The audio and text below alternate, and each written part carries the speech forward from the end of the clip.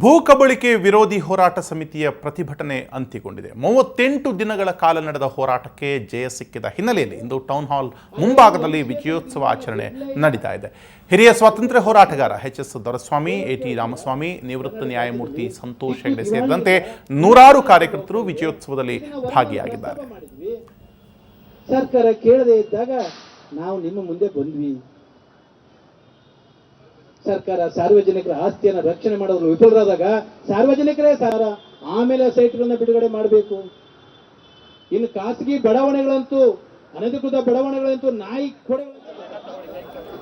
ಕಳೆದ 38 ದಿವಸಗಳಿಂದ ನಡೆದಂತಹ ಪ್ರತಿಭಟನೆಗೆ ಒಂದು ಸಿಕ್ಕ ಪ್ರತಿಭಟನೆ, ಒಂದು ಜಯ ಅಂತಲೇ ಹೇಳ್ಬೋದು. ಈ ಸಂದರ್ಭದಲ್ಲಿ ಹಲವಾರು ಗಣ್ಯರು ಭಾಗಿಯಾಗಿದ್ದರು. ಹಿರಿಯ ನಿವೃತ್ತ ನ್ಯಾಯಮೂರ್ತಿಗಳಾಗಿದ್ದಂತಹ ಸಂತೋಷ್ ಹೆಗ್ಡೆ ಅವರು ಕೂಡ ಈ ಕಾರ್ಯಕ್ರಮದಲ್ಲಿ ಭಾಗವಹಿಸಿದ್ದು ನಾವೀಗ ಅಲ್ಲಿನ ನೇರ ಪ್ರಸಾರವನ್ನು ನೋಡ್ತಿದ್ವಿ. ಟೌನ್ ಹಾಲ್ ಮುಂಭಾಗದಲ್ಲಿ ಸಾಕಷ್ಟು ಜನ ಹೋರಾಟಗಾರರು ಸಿಹಿ ಹಂಚಿಕೊಂಡು ಸಂಭ್ರಮಿಸಿದರು. ಕಳೆದ 38 ದಿವಸಗಳಿಂದಲೂ ಕೂಡ ಈ ಒಂದು ಭೂ ಕಬಳಿಕೆಯ ವಿರೋಧಿ ಹೋರಾಟ ಸಮಿತಿ ಹೋರಾಟವನ್ನು ಮಾಡ್ತಾ ಇತ್ತು. ಆ ಹೋರಾಟಕ್ಕೆ ಅಂದರೆ 38 ದಿನಗಳ ಕಾಲದ ಹೋರಾಟಕ್ಕೆ ಜಯ ಸಿಕ್ಕಿರುವಂಥದ್ದು. ಹಾಗೆ ಈ ಸಂದರ್ಭದಲ್ಲಿ ಹಿರಿಯ ಸ್ವಾತಂತ್ರ್ಯ ಹೋರಾಟಗಾರರಾದ ಎಚ್.ಎಸ್. ದೊರೆಸ್ವಾಮಿ ಅವರು ಹಾಗೆ ನ್ಯಾಯಮೂರ್ತಿಗಳಂತಹ ಸಂತೋಷ್ ಹೆಗ್ಡೆ ಅವರು ಕೂಡ ಈ ಸಂದರ್ಭದಲ್ಲಿ ಉಪಸ್ಥಿತರಿದ್ದರು.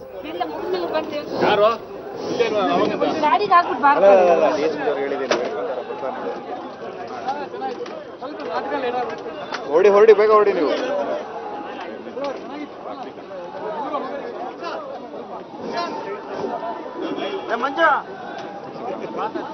ನಿಮ್ದು ಕಡೆ ಮೊದಲು ನೀವೇ ಚಾಲು ಮಾಡಿರ್ತೀರಿ ಇದ್ರ ಬಗ್ಗೆ ಭ್ರಷ್ಟಾಚಾರ ವಿರುದ್ಧ ನಿಮ್ಮ ಚಾನಲ್.